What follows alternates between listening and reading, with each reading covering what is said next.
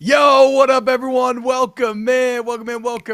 October 4th, a brand new episode of Snaps. I'm your host, T-Bob Hebert, joined as always by QB1, the number one quarterback in the SEC record books in a lot of ways, at least for a bit longer. And that is Mr. Aaron Murray. Aaron, what's up, dude? Doing good. Happy Tuesday to everyone listening. A lot of great news coming out. Big news in my household. I planted 2 new plants in front of the front door, and we're going to Wow. let these things live past 6 months, C-Bob. That's the goal. Can we get past that 6-month mark where they just die because I forget to water them about 2 months in? So big day in the Murray household. We're trying out our green thumbs a little bit. Yeah. Look, man, I'm probably taking the under on 6 months. 6 months is brutal. That's a very long time to consistently remember to do things. But then again, you quarterbacks are Well, odd. if T-Bot's taking the under, I feel pretty good about baseball. Oh, okay. Okay. Yeah. I You feel got those pretty jokes, dude. good Okay. Uh-huh. with Okay. getting the Look, over on there. I went 9-5 last week, y'all. I don't know why I can't win a best bet. Okay. I have no idea. I'm making money overall, and then I'm just blowing all my winnings trying to bet LSU big. I'm a broken human being. I don't know what's up, but guess what? This week's best bets, I'm already looking at the board, Aaron Murray, and let's just say I'm liking it once again. So, yeah, we'll be going all in again this week. Shout out FanDuel Sportsbook app. Download it. Promo code snaps. Remember, every Thursday night football game, you get a no sweat bet, same game parlay. Like, it's crazy the amount of awesome promotions that they got. Shout out to the Volume Sports YouTube channel. Papa Cowherd having us here on the channel. Like, subscribe, and as always, sub to the pod, my friends, if you really want to help us. And shout out to our friends. Every day of y'all, there's new people coming in. We got Daniel Dubak in here.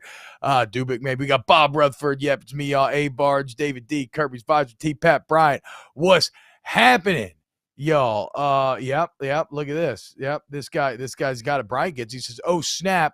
It's the boys, baby. Let's go, LSU national champs. I got the T-Bob effect. T-Bob, you betting LSU big this weekend? Let's go. Well, we'll get to whether or not I'm betting LSU this weekend because the line is one of the oddest parts of LSU Tennessee matchup. But we're going to start in a place where I love to start, and that is College Station.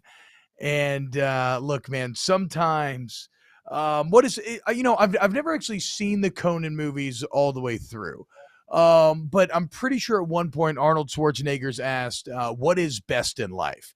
And it essentially says to defeat your enemies, salt their fields, and hear the lamentations of their women. Basically, misery of your enemies makes you happy. And right now, when I look over at College Station and I see the Aggies with all their blood money, all their oil money, and I see him getting absolutely shithoused by Mississippi State. And then there's headlines about how the boosters are willing to pay buyouts. I mean, it could not put me in a better mood. So let's start with a very simple question, Aaron, with a complex answer. And that is Jimbo Fisher on the hot seat at Texas A&M right now? I mean, if I'm him, I want to be mad about it. I mean, you essentially could get fired and win the lottery at the same time. Your $95 million buyout, what's left on that guaranteed contract, like that's pretty damn good living. I will gladly get my ass canned and take a nice $95 million paycheck on my way out. So no, I know there's rumors about the those big time boosters in the state of Texas coming together and saying, hey, we will find a way to pay out the $95 million or whatever it is and be done with him. I mean, identical records right now to Sumlin. Sumlin at this point in his career won the next 5 games. You look at Texas A&M's schedule. Oh, best case scenario, probably going to be 4-1. You could make a case for 3-2. So in 5 weeks, at the same point in Sumlin's career, Sumlin is going to have a better record, most likely, than what Jimbo's had through, I believe it's going to be about the first 58 games of his career there at Texas A&M. So not a good look at all for Jimbo, but the recruiting class next year, they're the freshmen this year. They're going to be better next year. So just hold on tight. But no, he's on the hot seat. Yes. I think that going back to your main question, like, is the tush getting a little warm? 100%. There is a lot of mixed feelings there in College Station. There's a lot of people wanting to figure out a way to move on from him, but that $95 million, that to me is crossing the line in a big way. So I think he's very secure. I do think the recruiting class that they just brought in this year does buy him more time there and as the head coach of the Aggies. So this is a warning, though. If they finish the season off, which we all anticipate them being somewhere in that 7-5 range, and then you have the excuse of just give me one more year, let these talented freshmen develop, for another offseason. If next year is the same thing, and they are a 7-5, 8-4 team, then I think they may consider moving on. But right now, he's fine. He is fine for now. Look, the $95 million is insane, Aaron. But have you watched Yale practice? Like, I'm not entirely sure how mentally stable the people we are talking about are, that we are dealing with here. And so if anybody is going to pay $95 million to a coach not to work anymore, it may be the people who laughed at a joke about Starkville being a middle-of-nowhere town that has to watch a mediocre football team that loses all the time. It might be the same group of people that laughed at that joke without any sense of irony for their own lot in life. Look, that said, you're right. Jimbo's key right now is to hold on, right? I mean, unless you're like me and you'd probably want to get fired and then just take all the money. But his key is to hold on until this class can get a year older. And so the question is, how does he do that? Mark Cumby in the chat says, just force Jimbo to hire a young OC. And this is fascinating to me for a couple of reasons. First off, this is something that now Jimbo very expertly has started to spin zone himself, right? He's kind of been out there dropping hints about how, this has always been the plan 5 or 6 years in. I kind of hand the reins off. I go more CEO. Okay, timing of it. Very convenient. Secondly, this is normally a massive canary in the coal mine, right? Like the rats fleeing the ship, a sign of things to come. Whenever external pressure is forcing a personnel move on you like that, that's normally a sign that things are about to fall apart. Now, if I want to offer my A&M brethren here a little glimmer of hope, there is a solution to this problem, and there's an example that you can draw from that was not one-to-one, but did happen recently. If Jimbo wants to fix this thing, and look, to be clear, external pressure or not, the coordinator change thing needs to happen. He needs to hire his own Joe Brady, or just go and actually hire Joe Brady from the Buffalo Bills, currently the quarterback coach. Right now, Jimbo is not unlike Steve Ensminger was at LSU pre-2019, where he's a guy who had decades of offensive experience and play calling experience, like invaluable resources to draw upon. However, he simply did not understand conceptually the kind of latest cutting edge offensive theory. He brought in Joe Brady. Him and Joe Brady worked excellently together. We're now seeing that, both parties very responsible for that success. But he taught this old play caller the new ways, and he empowered him to have great success. So, yeah, man, Jimbo needs to do something like that. And as far as getting Brady, he definitely doesn't want to come back to college. You could just throw a ton of money at him. And we all know that no one loves a sunken cost fallacy as much as Texas A&M does. So hire a young coordinator, go into more of a CEO role, and bridge the gap to this young class getting older, take advantage of these new facilities, and you may survive yet. But it is a wild commentary on how disappointing he has been that even entertaining the idea of a $95 million buyout is legitimate.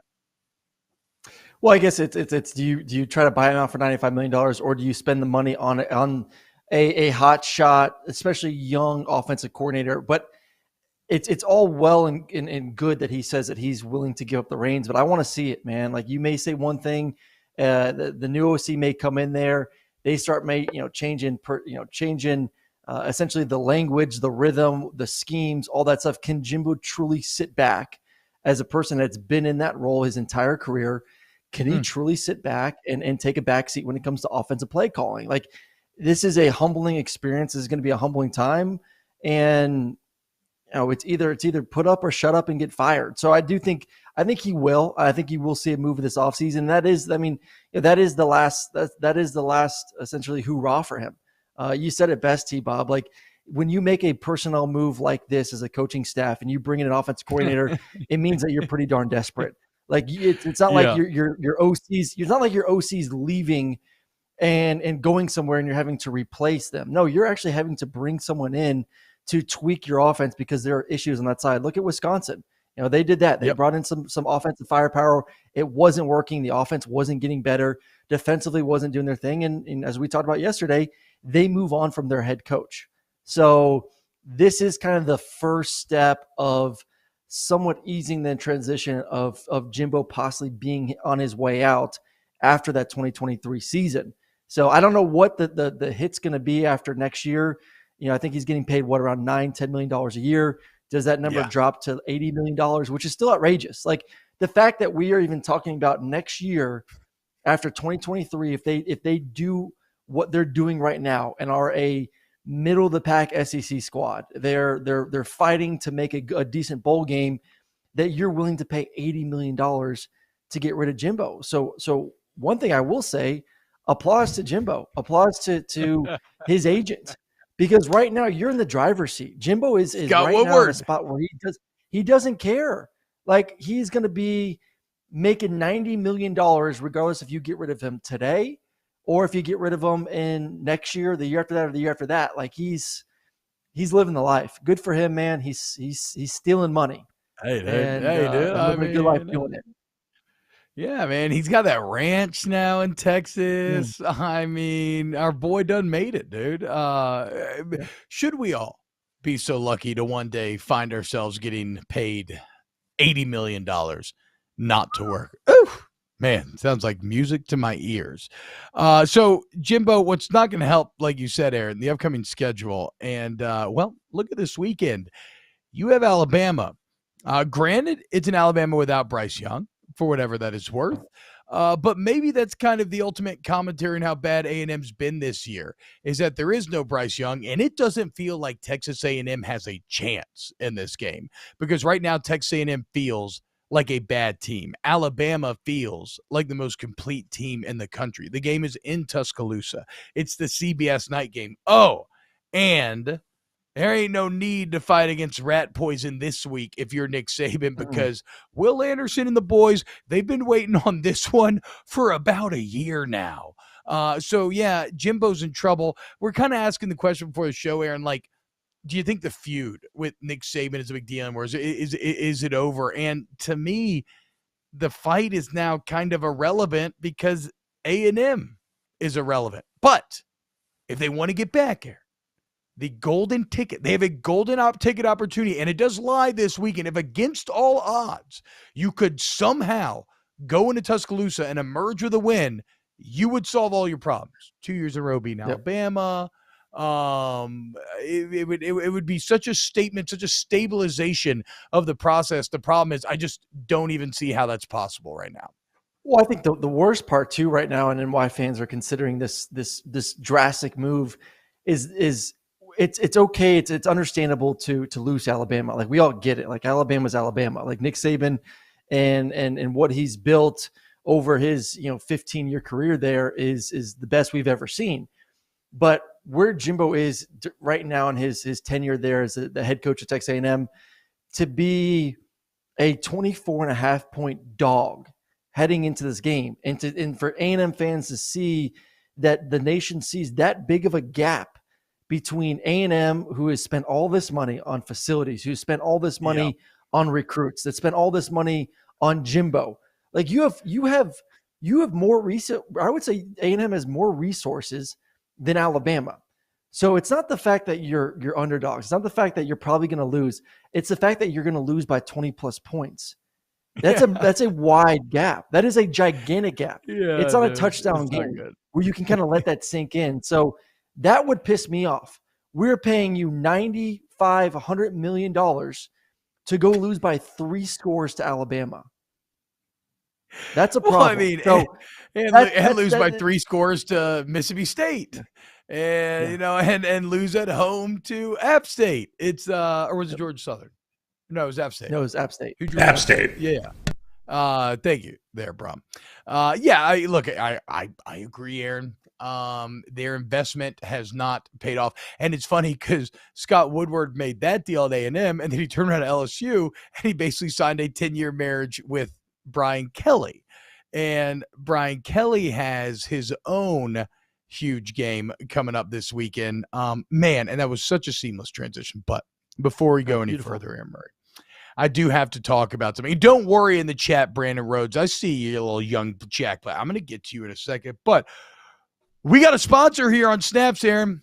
Very excited about it. First sponsor, first people to join up with the rogue ship that we're trying to build here, and that is Turtle Box speakers. Look at this thing, dude. This is a Bluetooth speaker right here, bro. Rubber handle, solid casing. This thing is 100% waterproof, dude. The battery, it's got little tie-down metal bars for you bringing on a cooler or whatever. The battery life on it is incredible. I actually use it as the speaker for my computer in my office when I'm not on headphones in here. And then I just bring it home. And I ride, I have this little bike attachment that I ride with my daughters behind my bike, and I just put it in the back of there. This thing is awesome. Turtle Box. If you're going tailgating, anything like that, you need to go ahead and get this. By the way, use the promo code SNAPS. You get $20 off your order as well as free shipping. TurtleboxAudio.com. TurtleboxAudio.com. Promo code SNAPS. This thing is freaking sick, dude. Like I said, I've been bringing it everywhere with me. And Aaron Murray, if you get 2 of these, there's actually a surround sound mode that will blow your mind. Super easy to sync up. You get left-right speakers. It is awesome. Again, look at Bob Rutherford. Team Snaps. He says, I have that speaker. So he knows what I'm talking about, man. Tell him, Bob. It's like a super high-quality product. And then you get the little QR code register. It's awesome. Shout out Turtle Box. So excited to have here. Oh, last thing. If you got a favorite team, like red and black for Georgia, purple and gold for LSU, you can get all your pro and college team color combinations. TurtleboxAudio.com, promo code SNAPS, $20 off and free shipping. How about that? So, Brandon Rhodes in the chat says, Young Jack Black. Thank you, by the way. He is one of my muses. Sorry, LSU's getting dog walked this weekend. And let's talk about it, Aaron Murray. Is LSU kind of, are they more in danger or are they more dangerous with Tennessee having to go to Death Valley at 11 a.m. this weekend? Well, I know we've talked about this 2 weeks ago when the schedule came out. If this was a night game, I'd feel a lot better if I was an LSU fan. Playing there at night, you give those fans the entire day to get T-Bob liquored up, feeling juicy like we are on Snaps on Saturday nights. Then yeah, that's a hell of an environment. That's intimidating, and you can kind of expect something to what they did versus Mississippi State a few weeks ago, winning that football game. Offense is very similar. Mississippi State wants to spread you out. They want to go up tempo. They want to get the ball out of the quarterback's hands. The big difference between the two is, one, the tackles for Mississippi State are awful. If you watch Mississippi State, one of their very few weaknesses of the football team is they can't protect on the edges. And B. Joe Ojulari just completely took off, used the crowd noise to advantage, was able to essentially make Will Rogers extremely uncomfortable the entire game. Tennessee's better on the edges. Tennessee's a better offensive line in general. Tennessee also is committed to the run a little bit more, and not just with Jabari Small, but Hendon Hooker. Will Rogers, hell of a quarterback. Love the guy. One of my top quarterbacks in my rankings this week. But what Hendon does with keeping a defense at bay, of really a defense line not being able to completely teeing off because they know they need to contain him as a runner, is a big issue. So I don't see LSU having as much success like they did versus Mississippi State because Hendon Hooker's a better quarterback. Hendon Hooker is a tremendous runner. I think that's going to disrupt them a little bit. But overall, I think LSU does match up well. You look at what they have on the back side of that defense, those DBs. I think some of the most talented DBs. I love their nickel. I love their safeties. I think they're going to be able to kind of, play a little bit more man, add an extra defender in the box to slow down the run, and see if they can win some one-on-one battles on the outside. So there is a chance, T-Bob, and even at 11 o'clock in the morning, I'm sure your Bayou faithful will be rowdy and ready to go to support their team. But right now, Tennessee's just a better football team. Now, just plain simple, Tennessee is a better football team. Yes, I agree. We got Jungle Boy in the chat saying Tennessee 31, LSU 17. Kirby Visor is saying if LSU can generate pressure and a few sacks, watch out. Bayou Bengals might be cooking up an upset in Death Valley. There is one odd thing. Despite the 11-8, and let's be painfully clear, the kickoff talk is probably a bit outsized in terms of how much we're mentioning it. Are there slight advantages to be gained or lost therein? Sure, right?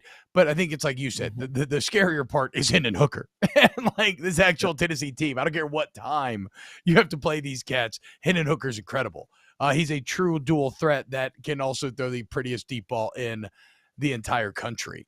And intermediate and whatever. He can throw them all. And coming off a bye week too. And coming off a bye week, right? So healthier, locked in, 2 weeks of prep time. LSU has been actually surprisingly good at 11 a.m.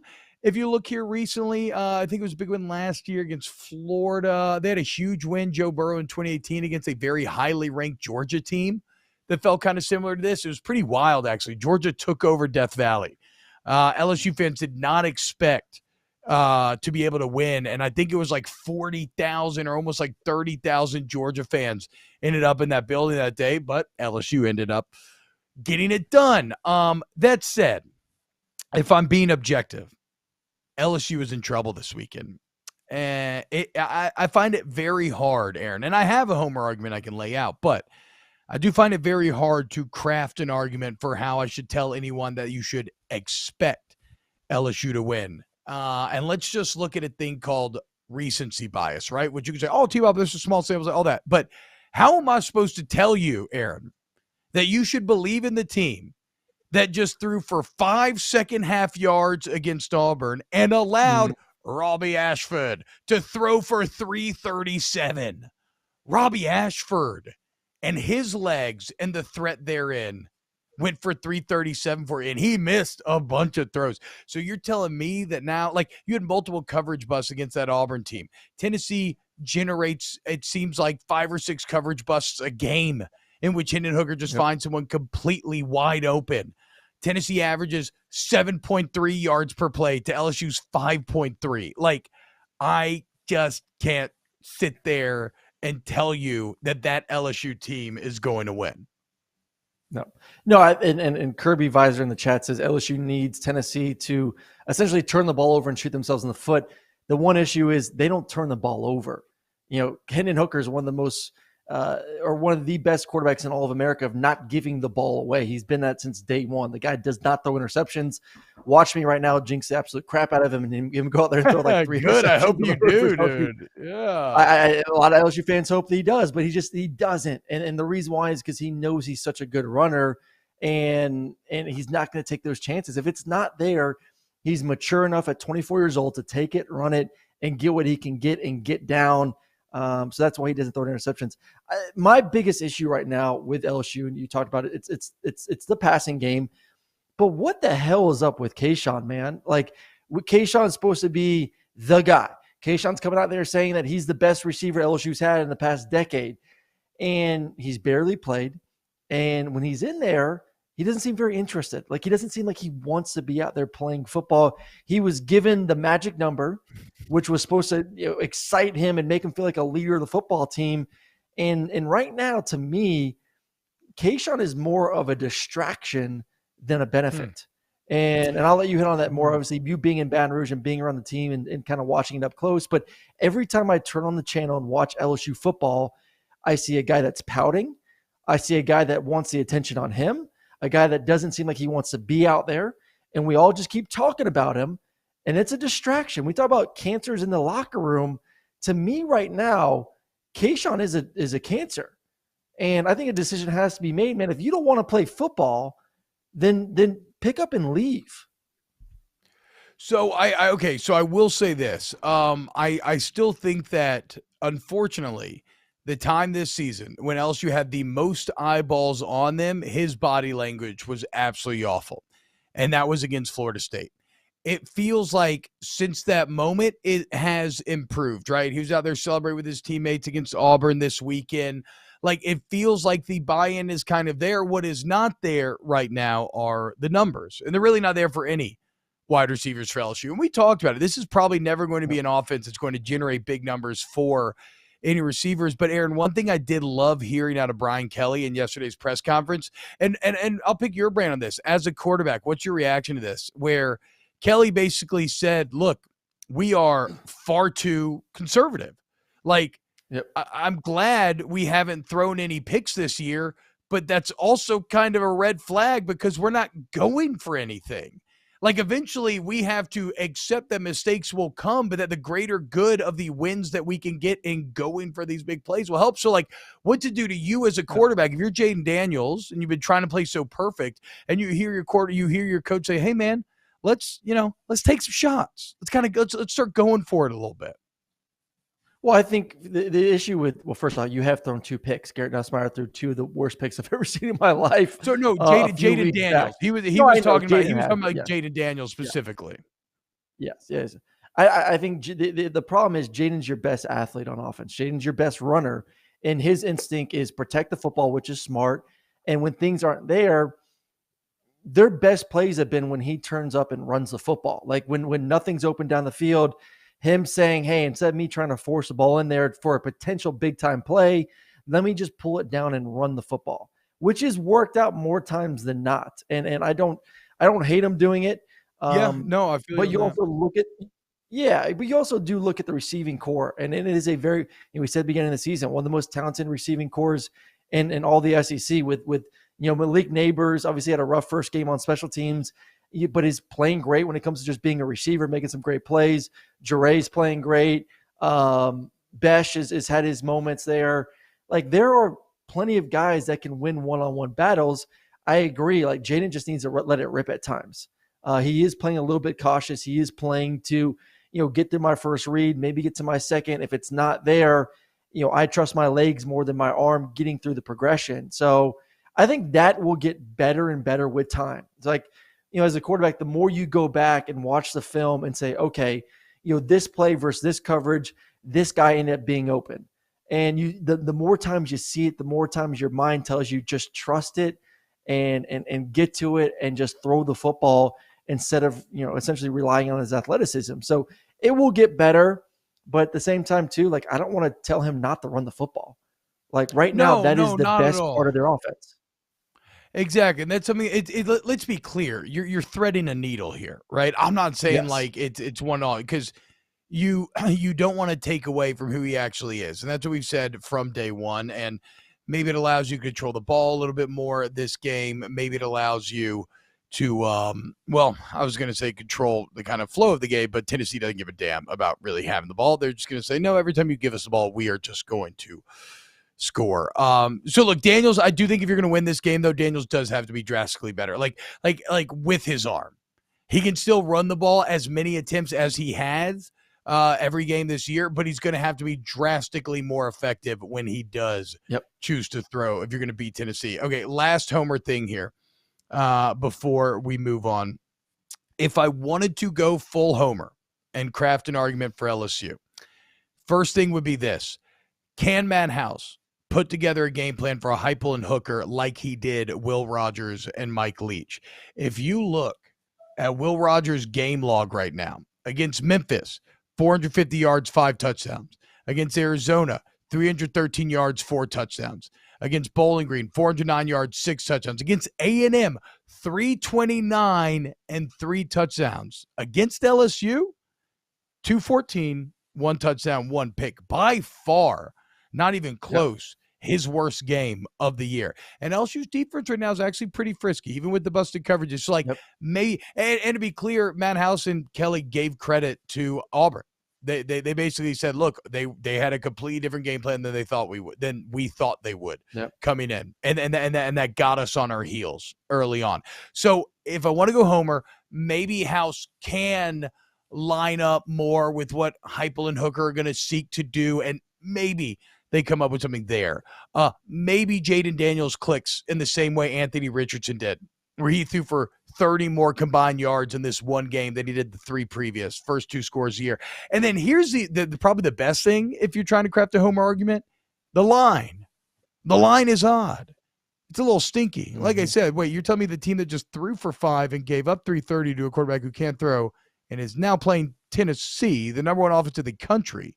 You're telling me that game is -3 right now, open at -4, and the money came pouring in on LSU?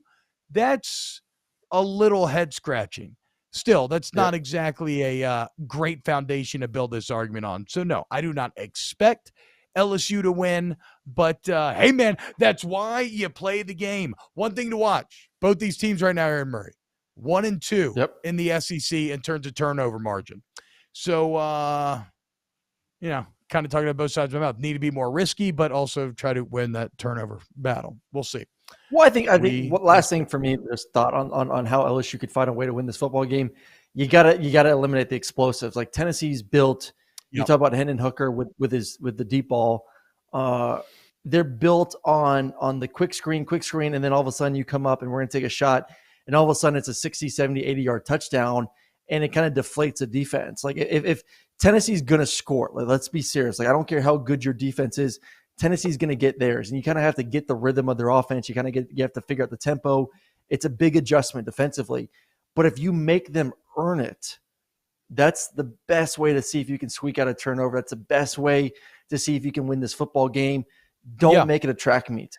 Because if you're going to make this thing a track meet, we saw it versus Florida. If that's the type of the game, Tennessee's going to eventually run away with it, just like they did versus the Gators. You need to make this low scoring. You need to make it be 10 to 15 play drives. You got to make this a game that's in the 20s and low 30s. Because if you get to mid to high 30s to 40s, you're not good enough on offense to keep up with what they can do on their side of the football on offense.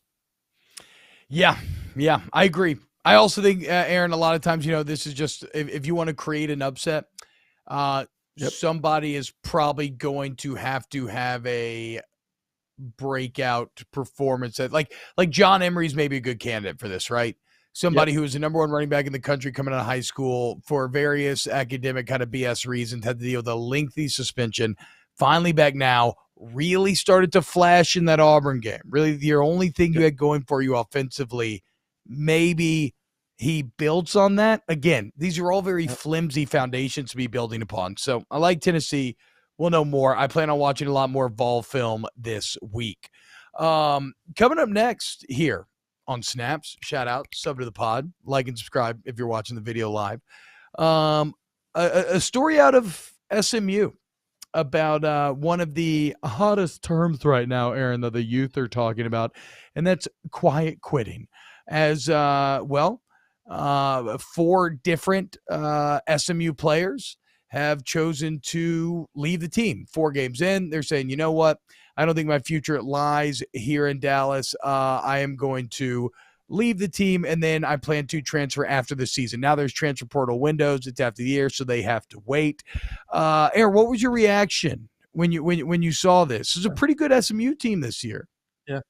No, it is. Listen, I'm torn on this. Like, I love the kids having the ability to kind of take control and make decisions like this, but I also hate the fact that, like, it's just so easy for guys to pick up and kind of leave their teammates in the dust. Like, once again, I'm going to sound like an old man here, but when you and I played, like, these were our brothers, man. These were your boys. These were the guys that you committed to, that you lived in the dorms with, you went to study hall with, you went to 5 a.m. workouts with, and you built that long-term bond. And it's not only just on the football field, but just like lifelong friends. Like, these are my best guys. Like, if I'm ever in a pickle, I know who I'm calling. It's the guys that I spent those 4 or 5 years with on campus. And to me, it's more upsetting that these guys aren't going to be able to experience that because of the roster transition we're seeing left and right, because of these guys essentially, after 4 games picking up and leaving, and I will call it quitting on their football team.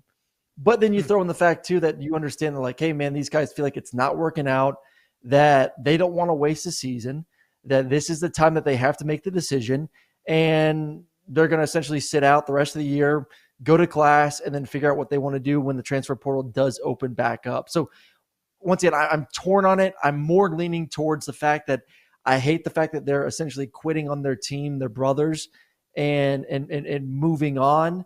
But I think we all have to accept the fact that this is the world we live in nowadays. Like, these kids are taking the power into their own hands. They think the grass is greener on the other side, And I think there's going to be a lot more bad that comes out of this, but they're young, they're stupid, and we'll see if they make the right decision. Yeah, I mean, it's tough. Like Joe Asai or Holy Sai, excuse me, in the chat. Maybe it's Holy Sal. My eyes are going bad, boys. I need glasses. I got AC joint problems. I'm having like a big midlife crisis this week. But anyway, he says, I just don't like it mid-season. And again, if you were raised when me and Aaron were, there's a chance you agree, right? Because my old man always raised me like, look, man, if you don't want to play something, like, you don't have to. But if you start the season, you're going to finish it. Now, unfortunately, NCAA rules, the 4-game redshirt rule kind of changes that math, right? Because you got to get out of there by 4 games to maintain that year of eligibility.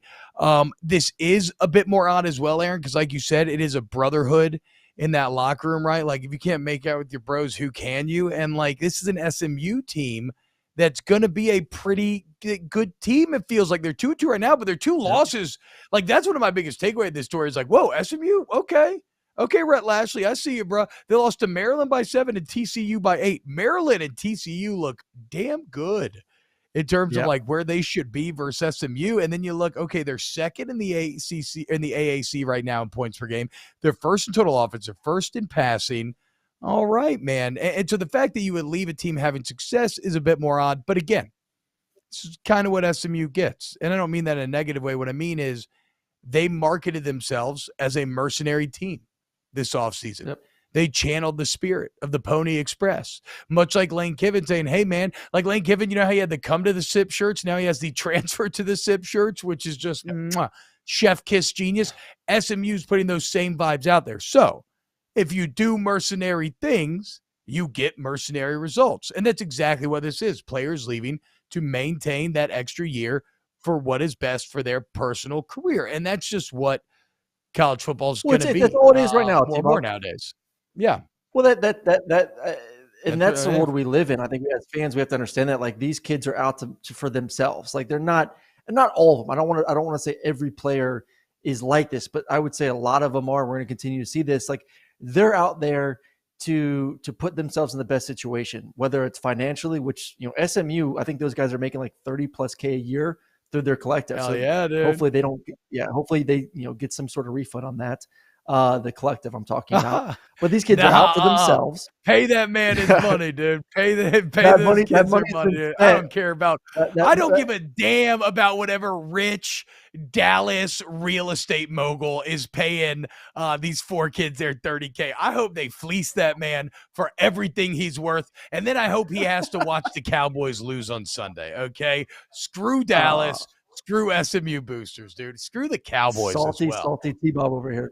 No, but listen, these kids are they're for them, man. It's all about their image and building their brand. It's not about team.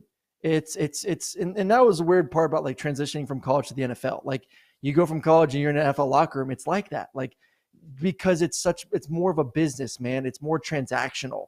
And the roster turnover is crazy. I mean, your turnover roster essentially weekly throughout the season, and then there's a massive overhaul in the offseason. It's a brand new team the next year. And now that is what college football has come to. But it brings me to this point. We talked about it yesterday with this new trend of getting rid of coaches, and before we even get to halfway through the season. In your mind, T-Bob, what's the difference? Yeah. If you can essentially get rid of a coach, and administration can essentially say, like, we're quitting on the team by getting rid of our head coach after 4 or 5 weeks, why shouldn't the kid feel like, why can't I do that? If the administration's free to get rid of my head coach, why can't I just pick up and take my ball and move on after 4 or 5 games myself? Preach. I mean, right? It's the same reason why the transfer portal exists. Why should coaches be able to just leave before a bowl game and go wherever and leave their players high and dry, but the players cannot? Like, you're right. It's the same logic. So it is what it is. The only thing I want to be careful about here is, like Logan Hayes on the chat says, SMU is going through it, but I don't know that they are. Only one of these guys was actually playing a lot. And like I said, I think they're actually going to be pretty good. I think a lot of them are transferring because they weren't playing as much as they wanted to. All right, Aaron Murray, it's time for a brand new game, and it's called Snap Judgments, okay? And that's where normally our excellent producer Ryan Brumley would read the question and we'll snap judge, but he is feeling a little under the weather today. So I will somehow take on even more responsibility and will read these questions. I know, guys. I know, chat. Are you getting paid Try extra not for to be this? too impressed. I better be, right? I mean, where's my NIL? Oh, Turtle Box. Okay, never mind. Yeah, I guess I did get a NIL deal already. There you go. Turtle Box promo code snaps, baby. Let's go, dude. TurtleBoxAudio.com. Hey, T-Bob, I took the Turtle Box out of the box, and my little man was like, and I was like, buddy, don't be scared of the Turtle Box. So I put on, some Frozen song, and now he loves the Turtle Box. He thinks it's the greatest thing since sliced bread. So it's for all ages. All ages, the Turtle Box. I'm telling you, I bump that. I bump when it's just me. I bump that Meg Ryan fall playlist, which continues to hit day in and day out. And then when it's me and my kids roll around the neighborhood, I throw on that Disney Princess playlist, dude. It's freaking awesome. Yep. All right. Snap judgments. Cha-cha. Snap judgment, Aaron Murray. Who's better long-term, Oklahoma or Texas? I think Texas is in a better position, man. You look at Oklahoma, and they're not recruiting at the same clip they have in the past. Texas is. There's more money in Texas. The brand, for how good Oklahoma's been the past, 7-10 years, and Texas has kind of been down. So the brand of Texas is still, I would say, far superior. So I am more bullish on Texas. I think both of them are honestly in a bad spot right now. Like they're, and we've talked about like the Big 12 is great. Like the Big 12 is the most competitive conference in America right now. Like any given week, anyone can essentially beat anyone. But they're in the middle of the pack there. Like they're both 7-5, 8-4 teams this year. And we'll see Texas. Like you get Quinn Ewers back. Can they get some of the juice, offensively? Once again, like we kind of got teased a little bit for versus that Alabama game. But yeah, man, like I think right now, as these both teams get ready to transition into the SEC, I would say Texas is more suited for long-term success inside the new conference. I like yours. I like Arch Manning. I think that does a lot for Texas. But, Aaron Murray, those who ignore history are doomed to repeat it. And so, once again, we find ourselves supporting the concept of Texas rather than what Texas actually is. Even after they just got their ass beat by Texas Tech, and the coach of the Texas Tech locker room after the game says, we knew they were going to break. And they did. The problems that run through Texas are deep. And if we're using the past as an indicator of future results, I'm going with Oklahoma, man. And why? Because their entire past, not just recent history, their entire past is wildly more successful than is Texas's. Oklahoma has 7 national titles to Texas 4. Oklahoma has 7 Heisman winners to Texas 2. They have 82 consensus All-Americans to Texas's 61. They have 50 conference titles to Texas's 32. There is no area in which Texas is more successful. Oklahoma is the only program in college football history with 4 different coaches that have 100 wins, okay? So I know it feels bad here in the short term with Venables and just this last couple of weeks, I should say, excuse me. But I do believe that Oklahoma will be better long-term than Texas simply because that's what 100 years of college football has taught us. So we will see. All right, Aaron Murray, second on this list. Snap judgments. Better bet to win the Heisman, C.J. Stroud or literally anyone not named C.J. Stroud? I'm going CJ, man, because I don't really see anyone else there in the country. Maybe Caleb Williams out there at USC is people are going to want to continue to hype them up, which is deserving. Obviously they had the bad game versus Oregon State a couple weeks ago, but I don't think that necessarily hurts his chances. Bryce winning it for back-to-back years. I mean, he would have to have some incredible season for that to happen, and I just don't see that going on right now. So he's not going to get voted. I don't see any defensive players getting voted. Our boy Stetson has been slagging him, so he ain't going to get voted. Brock ain't going to get voted because he's a tight end. I'm just going through like the elite teams. Clemson doesn't really have anyone on that football team that's going to be in there.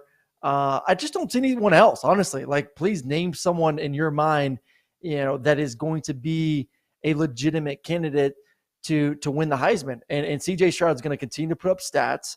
Their schedule's pretty cupcake. They got the game at Penn State. They got Michigan at home to finish the season, but that's really it. So you got a team that most likely is going to win the Big Ten, going to be in the playoffs. You're going to put up crazy stats. You've been balling out without your best receiver. Jackson Smith and Jigba has been pretty much banged up and not playing much the first part of the season. You get him back healthy. Once again, like, I don't know anyone else that is even any close to what he's going to be able to do. Like, there's no one else. I know. And you know what, Aaron, the gambling gods support you. Because right now you go on FanDuel, you look at Heisman odds. Stroud's plus 150. Second on the list is Caleb Williams at plus 500.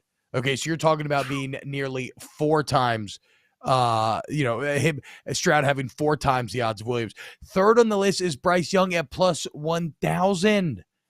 You're talking about nearly 5 times right there. So yeah, it's Caleb, it's CJ Stroud. And what sucks is, like, Ohio State is so boring to me because they're like Alabama, but without even claiming the national title, right? Like, they're too good for anyone in their conference, but they're not good enough to win a national championship. And that's why they're worse, because you still have to watch them beat, like, Wisconsin, like 51-21, and it's super unexciting and not fun, but then they don't even reward their fans at the end of the day. Again, I am immune to Ohio State quarterback stats. It's just, it's insane. Hey, you see them every year.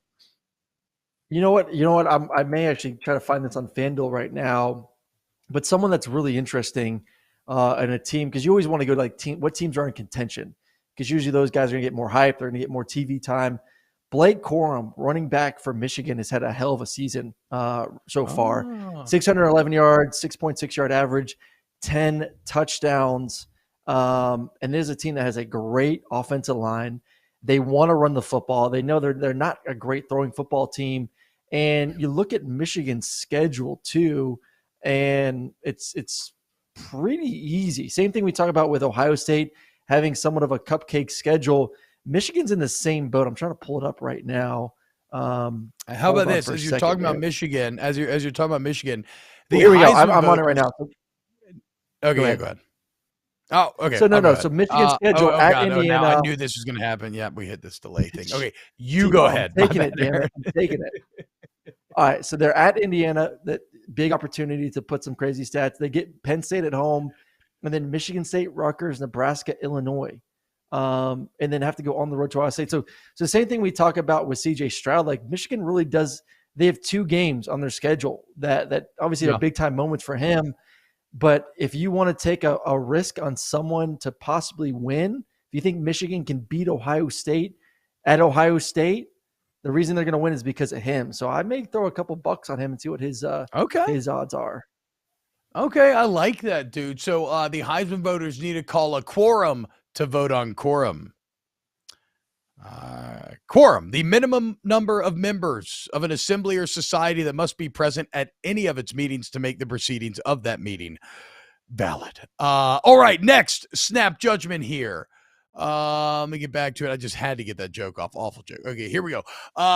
Better job, Aaron, Nebraska or Wisconsin? I'm going to go Wisconsin on this one for a couple reasons. One, the Big Ten and the amount of money that they're going to be getting with these new TV deals, or the new TV deal coming in. Like, you're going to have a lot of money to spend on facilities, on staff, on you yourself getting more money as a head coach, which is always great. So I think that's a big positive. And 2, I think you can recruit better there at Wisconsin. You're closer to places like, Chicago. I think the big issue we all have with Nebraska is, like, where do they go to recruit?